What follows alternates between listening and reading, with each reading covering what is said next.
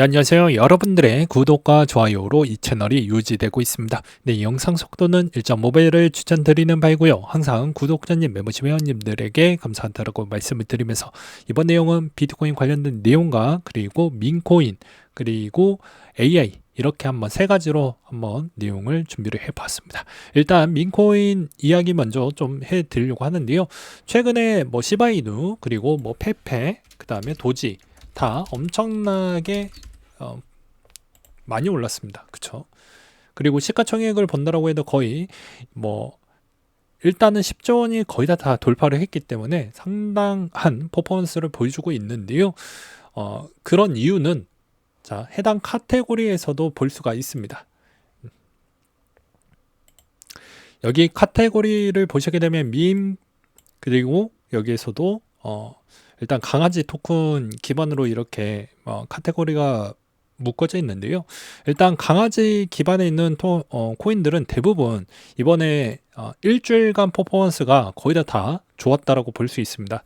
여기서도 이제 우리가 흔히 알고 있는 뭐 베이비 도지나 뭐 플로키, 시바이누, 그 다음에 도지 이런 쪽이 좀 많이 올랐다라고 볼 수가 있겠고요. 그 다음에 우리가 이제 얼핏 들었던 AI 도지 같은 경우가 이번에 또 좀 유심하게 볼 필요성은 전 있다라고 보고 있는 실정입니다.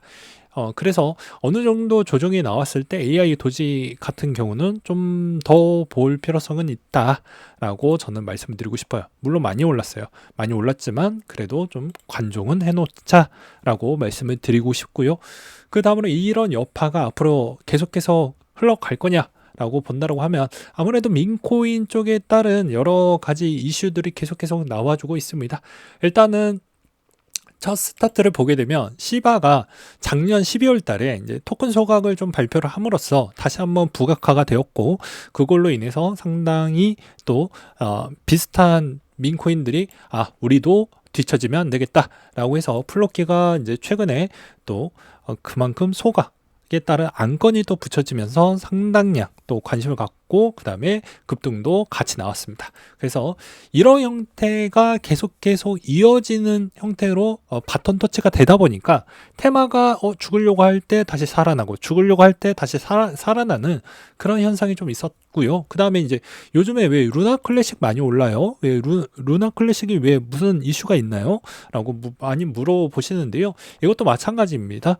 예, 소각에 따른 이슈가 좀 있다 보니까 같이 영향을 좀 받고 있구나라고 보시면 될 것 같습니다. 그래서 이번에 베이비 도지도 마찬가지로 이제 소각에 따른 내용들이 또 나와 줌으로써 여기에서도 10% 토큰 소각을 하자라는 내용이 또 언급이 되면서 상당히 많이 이슈화가 되었는데요. 그러면 이런 형태가 앞으로 민코인들에 따른 특정 요소, 그러니까 특정적인 요소가 일단은 이렇게 연달아 나왔고 그 다음에 여기에서 추가적으로 이슈가 더 나올 것으로는 보여집니다. 왜냐?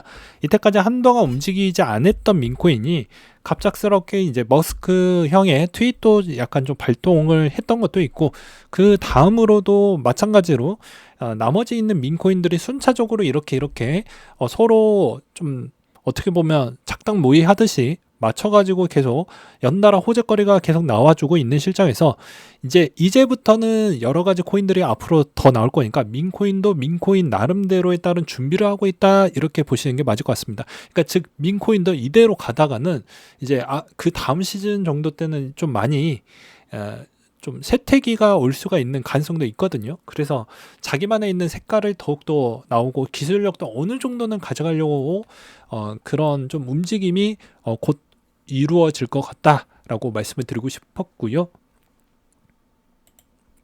그 다음으론 도지 디자이너도 이번 오픈 AI의 뭐 선명문을 통해 가지고 뭐 비꼬는 이런 형태의 움직임도 좀 있었고 그 다음에 알트만에 따른 이런 이야기가 계속 흘러나오고 있습니다.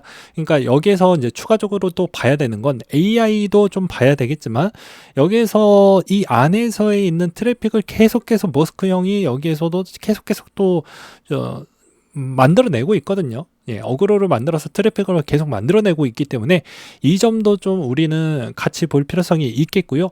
그 다음에 이제 알트만에 따른 추가적인 소식을 좀 본다라고 하면요. 전 이렇게 좀 보고 있습니다. 어떤 내용이냐?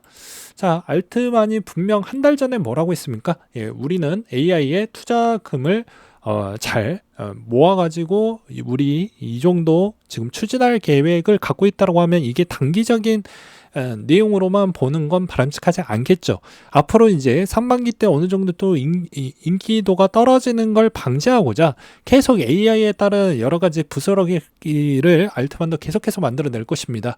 마찬가지로 여기에 이제 일단 찐먹을 했던 손정희 씨도 마찬가지로 이제 소프트뱅크에 따른 주가도 좀 신경을 써야 되면서 이제 ARM을 갖고 있는 이 물량까지도 또 고려를 해야 되기 때문에 이 안에 있는 AI의 투자도 계속해서 추진을 하겠다라고 어그로를 많이 끌 것으로 보여집니다. 그래서 상반기에 약간 주춤을 한다고 해도 그때 좀 조정이 나온다고 해도 AI 코인은 좀 유심하게 볼 필요성이 있다라고 저는 말씀을 드리고 싶어요. 그래서 이 내용으로만 그냥 허언으로 이야기를 하는 게 아니고 이 내용 기반으로 이제 추가적으로 앞으로 더 빌드업이 돼서 소식들이 더 많이 나올 것으로 저는 기대를 하고 있는 실정입니다. 그러면 이 AI 기반에서도 보게 되면 최근에 좀 많이 올랐죠. 뭐 렌더나 뭐 그다음에 뭐 골렘이나 아캄이나 뭐 등등, 그리고 이제 최근에 이제 상장되었던 뭐 슬립 AI 뭐 요렇게 좀 될 수가 있게 되겠는데요. 이쪽은 아무래도 좀 유망하고 있는, 그리고 이번에 리브랜딩을 좀 했던 그런 AI 코인들은 아무래도 힘이 좀 더 저는 있다라고 보는 입장입니다. 그 근본적인 이유도 제가 좀 설명을 드리려고 하는데요. 그건 이것만 보셔도 아마 이해가 충분히 될 것으로 보이십니다.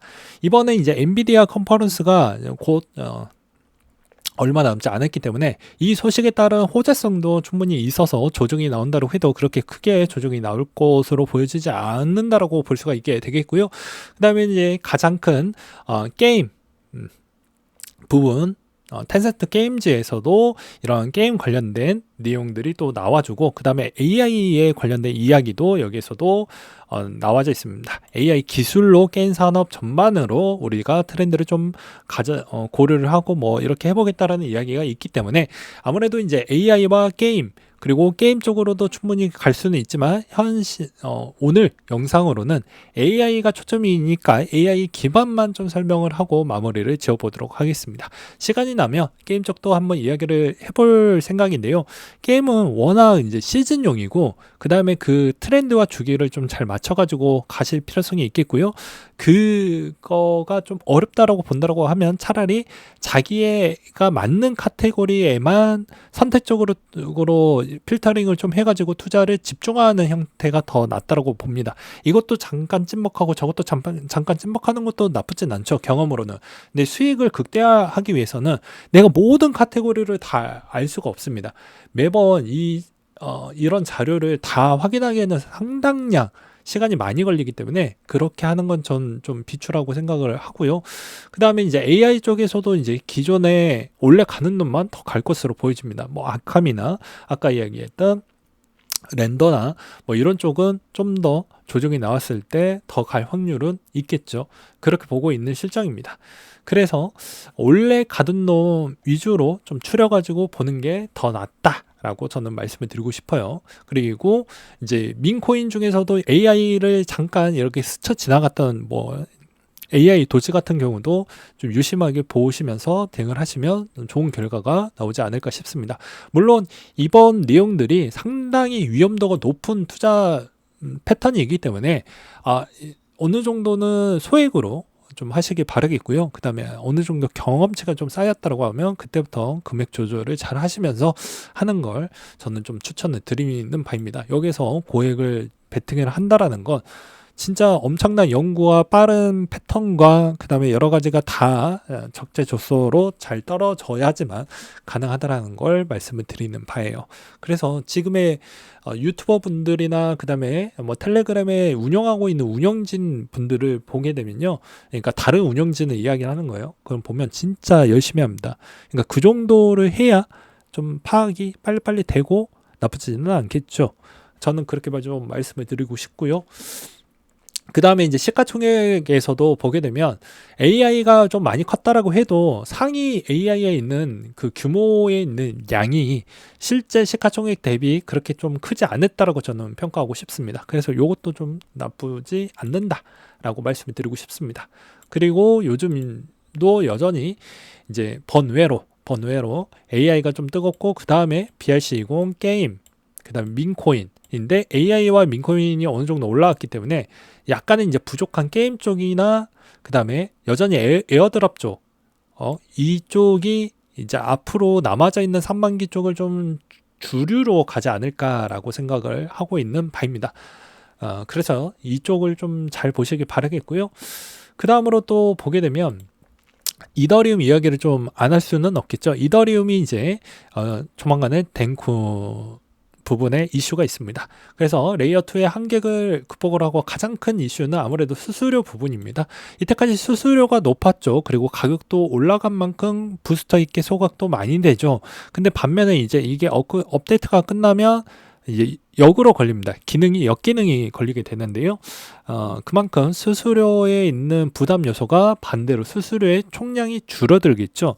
그래서 그거는 좀 안 좋을 수는 있겠지만, 단기적으로 어차피 이걸 확장성을 가져가고자 하니까 이런 점도 좀 봐야 되겠고, 그 다음에 경쟁 구도에 있는 코인을 만약에 내가 갖고 있다고 하면 솔라나나 아발란체 부분에 있는 형태도 충분히 여기서 위험 요소가 좀 있냐, 경쟁 구도에서 이번에 수수료에 따른 이득 조건을 갖고 있었는데 이더리움이 진짜 획기적이다라고 생각할 정도만큼 나오게 되면 솔라나 아발란체에 따른 움직임도 같이 보실 필요성은 있다라고 말씀을 드리고 싶습니다. 그리고 이더리움 댕쿠 하드포크는 3월 14일 날 있고요. 그리고 엔비디아 컨퍼런스 3월 18일부터 21일 날 있고, 개별자 컨퍼런스도 19일 날 23일 날 있는데, 여전히 게임파이 섹터 쪽에 AI와 같이 되어져 있는 쪽을 저는 좀 밀고 싶습니다. 그 다음에 이제 비트코인 이야기를 좀 해야 되겠죠. 안 하고 넘어가면 너무 또 그럴 수가 있고, 한 구독자님이 또 비트코인 요 시점에서 사도 될까요 하면, 저는 그래요. 좀 더 올라간다라고 해도 소액 정도는 계속 사볼 필요성이 있다라고 말씀을 드리고 싶은데요. 왜 그러냐면, 기술적 패턴으로 그냥 짧게 이야기를 하면 아직 21선을 한 번 더 터치가 나오지 않고 있잖아요. 그러면 이 주황색 선이 그 21선인데 21선을 한 번 더 터치를 하지 않는 상태면 아직도 힘은 좀 더 남아져 있다라고 저는 생각을 하고 있는 실정입니다. 그 근본적인 배경도 여기에도 또 있는데요. 이렇게 이제 나스닥 지수가 서서히 힘이 많이 빠져나가고 있는 그런 추이를 보여주고 있긴 합니다만, 여전히 비트코인에 따른 여기서도 잠깐 쉬어가고 있죠. 쉬어가고 있고 낙폭이 좀 나왔습니다. 그리고 엔비디아도 이번에 좀 낙폭이 나왔죠.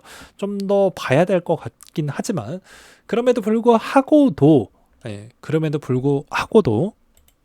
그나마 비트코인 쪽이 그나마 선방을 해주었던 이유는 블랙록의 추가적인 기사 내용이 나왔던 점이 좀 나쁘지 않게 잘 방어가 되었다라고 저는 생각을 하고 있는 바입니다. 그러니까 블랙록이 마이크로 스트래티지의 보유량을 추월을 했기 때문에 이제 마이크로 스트래티지도 여기에 가속도를 붙고, 저번에도 이야기를 했지만 3만기 안에 테더의 실적 발표 나오고, 그 다음에 또 추가 매입을 진행을 할 겁니다. 그렇기 때문에 여기에서 비트코인이 추가 조정이 상반기 주중에 나온다든지, 아니면 나스닥이 살짝 좀 꺾일 때쯤에 조정이 나온다고 해도 사줄 대상자가 많기 때문에 그렇게 낙폭이 드라마틱하게 나오며 어떡하죠가 아니고 그냥 계속해서 사 모으는 전략이 전 낫다라고 보고 있는 실정입니다. 그래서 비트코인 현물 ETF 3월 8일 기준점으로도 2.23억 원 정도 순유입, 그러니까 순유입량이 계속 떨어지지 않고 있다는 점이 상당히 중요하다라고 볼 수가 있는 대목이 될 것 같기 때문에 나쁠 건 전혀 없다. 아직은 그렇게 우려할 정도까지는 전 아니다 라고 생각을 하고 있는 실정입니다. 그리고 거래 주소수가 증가를 했다라는 점도 상당히 긍정적이다라고 볼 수가 있게 되겠고요. 최근에 디파이 쪽도 나쁘지는 않습니다. 여전히 민코인의 투자 수익성을 많이 갖고 갔던 윈터뮤트나 DWF 쪽도 요즘에 활발하게 잘 움직이고 있다라는 것만 본다라고 해도 나쁠 건 없다라고 보고 있는 실정입니다. 그래서 종합적으로 이렇게 좀 잘 보시면서 대응을 하시면서 여전히 민첩하고 그 다음에 빠른 판단으로 수익을 극대화하는 전략을 생각을 가져가시기 바라겠고요. 그 다음에 여기서도 비트코인 투자 타이밍을 놓쳤다라고 하지만 제가 계속 이야기를 하지만 비트코인 비싸다라고 보기에는 누누이 이야기를 했지만 이 비트코인은 비싼 게 지금 시점 가격으로 보니까 체감상 비싸 보이는 것뿐이지 이때까지 이 최고점을 갱신하고 더 갔습니다. 제가 계속 주장을 하지만 그 전에 2017년도 때도 이 정도가 더 갔죠. 근데 여기가 부담이라고 생각을 한다라는 것 자체가 좀 어불성설이라고 저는 표현하고 싶습니다. 그래서 항상 믿음의 영역이 어느 정도는 들어가긴 하되 너무 맹신하면 안 되고 내 인생이 베팅하는 것도 약간은 충분한 어느 정도 트레이닝과 분석 요점도 저는 중요하다고 보고 있는 실정입니다. 아무튼 그렇게 좀 보시길 바라겠고요. 여전히 이더리움도 이제 계속 이평선이 안 깨지면서 올라가고 있으니 잘 견뎌내시면서 투자에 참고하시길 바라겠습니다.